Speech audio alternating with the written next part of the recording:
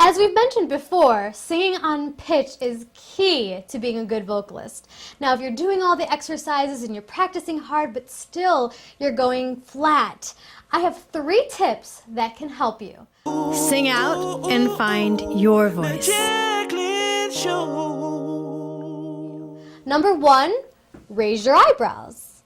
Number 2, smile a little. And number 3, lift your soft palate. Now, what exactly does that mean? Well, you do it every time you yawn. So, yawn for me right now.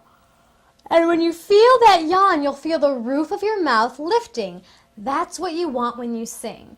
So, again, do the yawn, lift that palate, raise your eyebrows, and a little smile. Now, why does that work? Well, everything in your body is connected. And when you raise those things in your face and in your mouth, your voice also lifts.